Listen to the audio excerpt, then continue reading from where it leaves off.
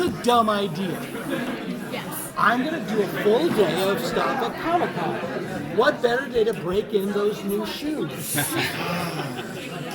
Were they on sale? They're great shoes. They're Fluvox. They're really good. Very nice. They're nice. But yeah, they're nice. But maybe the sneakers would have been smarter today. Suffer for your eyes. Exactly. Suffer for my. How is it that I look like a toe, but I'm still vain? Let's make that work.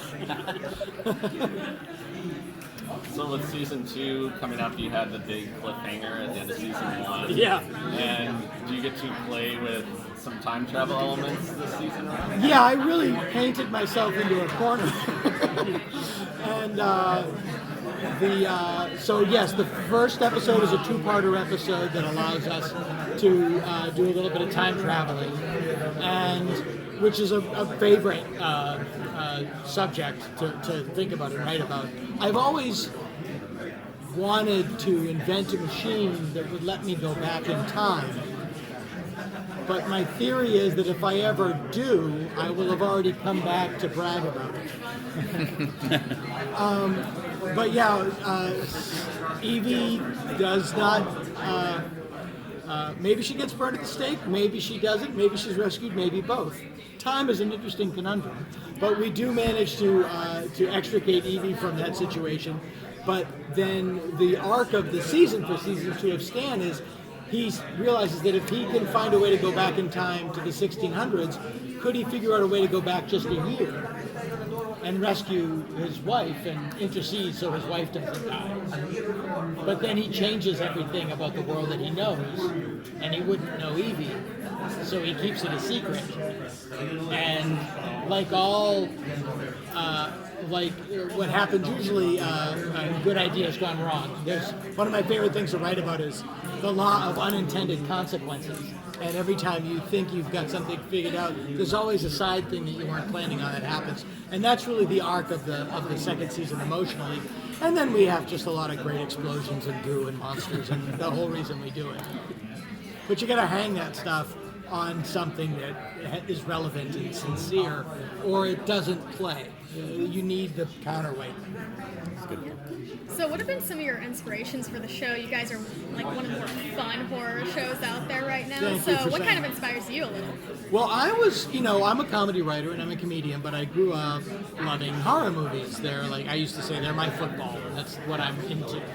And Stan Against Evil is really influenced the most by the stuff that I was taking in as a kid, and that's like the show Dark Shadows, the show Kolchak the Night Stalker, a lot of these sort of 70s era stuff, and there's a real night gallery, there's a very 70s vibe to the show.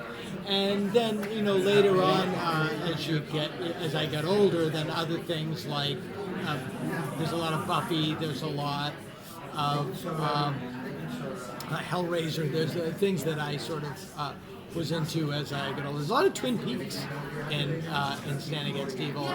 People might not realize it, but it's just stuff that I like. And but I would say, if anything, if Stranger Things is really if Stranger Things is set in the 80s, then Stan's soul is in the 70s, although it kind of takes place in a timeless kind of genre, timeless area.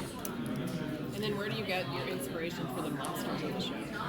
From all of those things that I like growing up. And I grew up reading Famous Monsters magazine, watching all the Universal classics. And then it's just a great example would be my favorite horror movie is An American Werewolf in London. And the tone of that movie is the tone of Stand Against Evil. It's really scary, and the scary stuff is played straight, but then the people are funny because they're behaving in a normal way. They're funny because they're not behaving in a stylized horror movie way. And that's what I try to accomplish on the show. Well, we have an homage to An American Werewolf in London this year, but instead of a werewolf, it's a werepony. But a pony can kill. Just leave it at that. So it's taking things that I'm into and then just tweaking them enough to make them to make them funny. And stuff comes into your head. I had an idea for next year, if we're that fortunate, to have a Russian doll monster, where it's a small monster inside a bigger monster, inside a bigger monster, inside a bigger monster, inside a bigger monster. How it will fit in, I don't know, but that's a fun thing I get to think about now. Once the show is finished filming, like how much does thinking about the new season consume your brain? Because you're doing other stuff and stand up. Well, I'm editing now and putting the shows together, and that's always that's a very laborious process. And but see, it's funny. I had. Do you know Bob Goldthwait? Mm-hmm. Okay, so Bob's an old buddy of mine. We had dinner the other night. And he said, do you want to direct a movie? I said, no, I hate directing. What I love, my favorite thing to do is this. Like, I'm working on this, but I get to think about new stuff to do. My favorite part of the process is in February, when I get the go-ahead to write the scripts. I get up in the morning, I take my kids to school, I go to the gym, and then I get to sit in my house with my dog and live in this world and just kind of create a world. It's the best job you can have. I want to ask, like the creature and effect design of all I really enjoy the practical effects and hard camera effects. How much are you involved with the design of those? Do you say, I want to wear a pony, and then they bring you drawings, or is it? That's basically it. Our effects crew, autonomous effects. We're all the same person. We all grew up watching creature features. We all would be here at Comic-Con. If we weren't here for work, we'd be here for fun. We go to Monster Palooza. We're all the same guys. So I can say we all want to. The reason the monsters are practical is that's the fun part, is making a monster.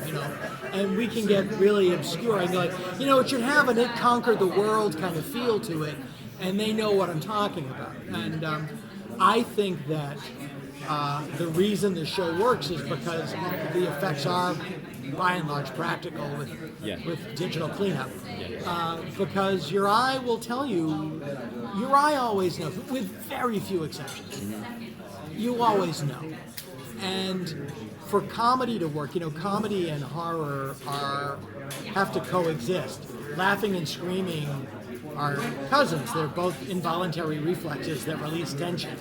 And you have to be very careful, because if I have a great digital creature, but in your mind, in your guts that it's digital, you can't be funny with it, because now you're out of reality, and comedy works in reality.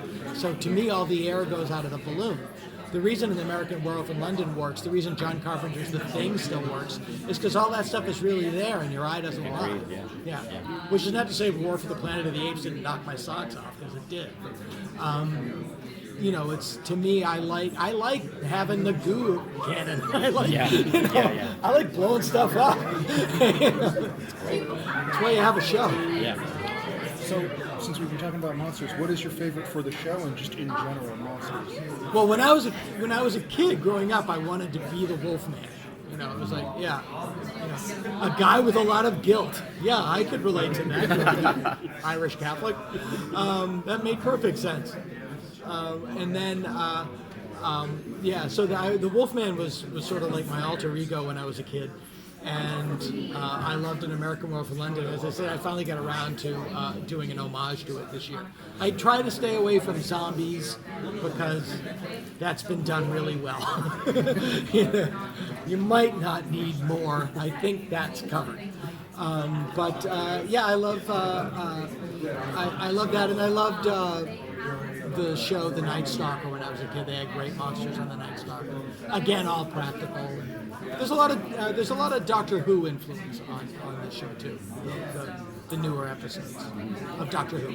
There's a lot of, the tone of our show is very similar. The relationship with Stan and Evie is very similar to the Doctor and his companion. And they're I'm not saying I'm as smart as Stephen Moffat, because I'm not, but I try to. There's a lot of influence in that. From a creative standpoint, you've had to work within guidelines before, but IFC seems like a pretty good place for Stand Against Evil. Is it nice to have that kind of freedom when it comes to writing characters and developing storylines? I mean, from beginning to end, I don't think this process would ever happen to me again. I kind of had this idea of, like, just as a a thing to do, and I was going to do it as a digital short just for myself. What if I had a horror movie and just put my dad in the middle of it, and he would behave the way my dad would in a horror movie, which we wouldn't give a shit. It wouldn't bother him. And I was going to play my dad, and I was going to have Greg Nicotero from The Walking Dead as one of my closest friends. I was like, "Can you make me look 70?" Yeah, sure. Okay, great.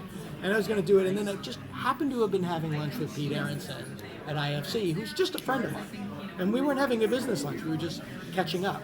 And he just said, "You should write a funny X-Files. That'd be good for you." And I went, "I just did." and I pitched it to him, and he went, "Well, could you change A to B and C to D and D to E?" And I said, "Yeah, I could do that." So I went away and I brought it in, and I pitched it, and he bought it in the room, which has never happened. And then I was very fortunate to get a dream cast, and IFC. There's a lot of creative freedom. Like they know what the show is, and they let you do the show you want to do.